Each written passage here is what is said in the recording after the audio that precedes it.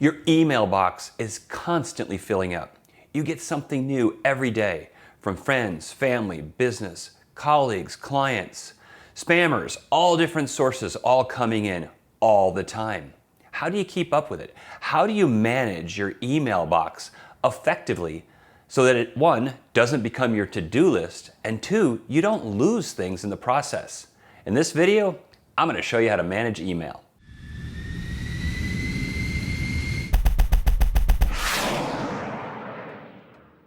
So let's go to Outlook, and I'm going to share a few things with you. The first thing I want to share are some key folders that I have in the system. These folders allow me to organize my email in a way that I can manage to zero. Well, what do I mean by that? Managing to zero means that every time I go to my inbox, I get to a point where there is nothing in that inbox. And the way I do that is using a folder structure. I'll talk a little bit more about manage to zero in a minute, but right now, let me share you that folder structure with you. On the left side of my screen, you can see Outlook. I have some main folders, and they're numbered 1, 2, 3, 4. My first folder is non-actionable. This is the place where I store things that I don't want to delete, but I might need sometime in the future, and there's really nothing I need to do with it. I just don't want it lost. That's non-actionable.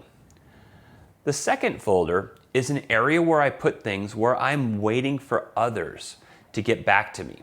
I might put an email where I put a request out there to somebody else and I'm waiting for them.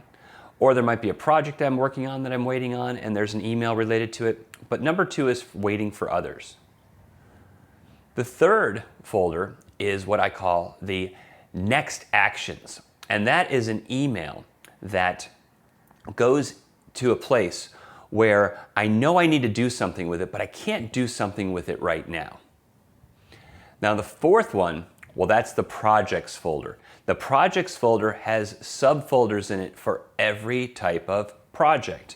And in my world, a project could be a client, a project could be something personal, a project could be a department in my company.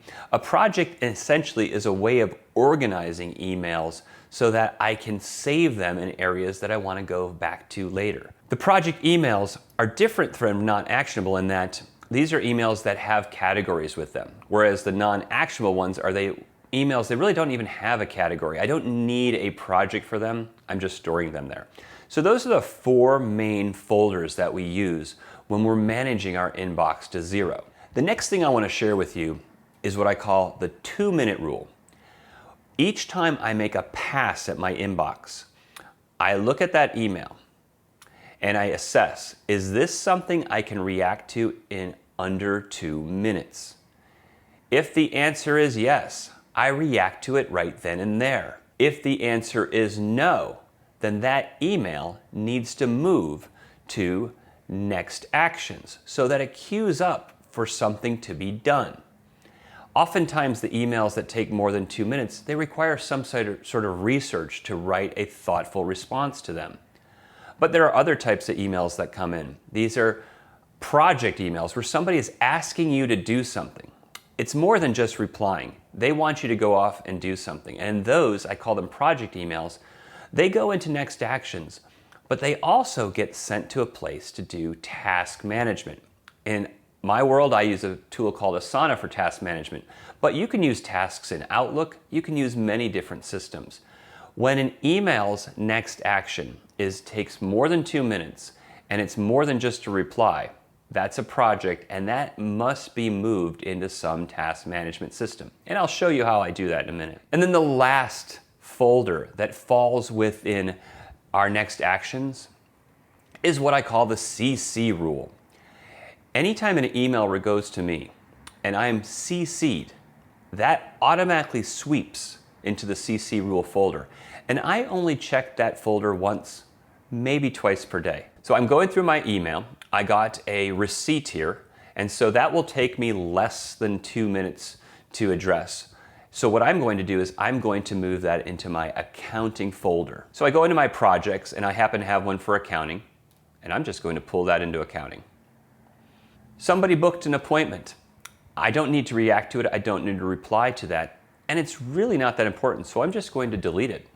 I have a request from a client, I'm going to make sure to assess this and see if I need to respond to it. And this was a request for us to do something. So what I'm going to do is I'm going to move this into the next actions. And in a little bit, I'm going to show you how I tie that into our task management system. So I drag this and I pull it into next actions. I got an error from a system we use called Zapier. I'm going to want to investigate that, so I'll move that to next actions. I have a solicitation here. It's an interesting solicitation. It makes me curious. I'm not sure I'm going to react to it, but I don't really want to delete it right now. I don't really have an action. So what I'm going to do is I'm just going to move this to not actionable. That way I have it for future reference in case I'm curious about it later. So there we are. I have an empty inbox. Now it doesn't mean I don't have things to do, but I'm managing to zero. And that's my goal here, to always get to my inbox, clear it down to zero, move things into next actions where appropriate, move things into project folders where they're appropriate. And then my follow-on is I'm going to create some tasks from my next actions. So I'll go into my next actions. This is the point where you take a next action and you put it in the task management tool. Because like I said at the beginning, email should not be your to-do list. You should use systems for that. In my case, I have Asana plugged already into the system. So I'm going to create Asana tasks from these things. So what I do is I go to the emails in my next actions and I go and create tasks. So for here, I choose this, I create the task. I'll give myself a due date. Maybe I give myself a follow-on today. I assign it to a project in Asana so I can organize my tasks. And now that task is created. And I'm going to go through each of these.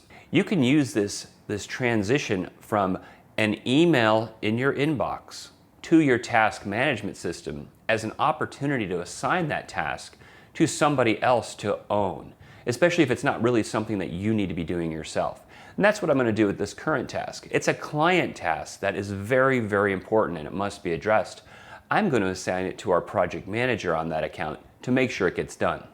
I have a choice here. I could keep this email in my next actions so that I go and follow up on it, or I can just move this email from next actions into the project because I no longer own this. The act of responding to this email has now been assigned to the project manager to work. I don't have to do anything anymore with it. So I'm going to take this email and move it. I happen to process one right now that has a task, but it doesn't have a folder under projects. So that one, I'm just putting in non-actionable. And maybe I don't remember if I processed one before. Depending on how your plugin works, you can always go check to make sure it's there. In our case, I'm opening the Asana plugin, but whatever plugin you're using for task management will do the same thing. And I've done it. I've gone through all my next actions. I've turned those into tasks. I've put those in project folders. And now my next actions is empty. If I have a CC rule folder, I would do the exact same process in my CC rule folder as I did for my inbox. And I would move it to the same set of folders. I've finished my objective, which is managing to the zero at this moment in time. And in a couple of hours, I'll come back and do this again.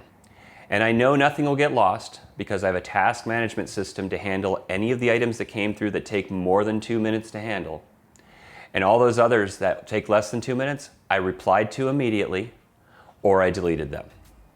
I hope this is helpful. I hope you learned something about how I like to handle email. However, I know there are many different ways to do this, and I would love to hear how you manage email. And so if you have a different way of doing it, please put it in the comments below. I would love to hear about it. Thanks for your time today, and I look forward to seeing you in the next video.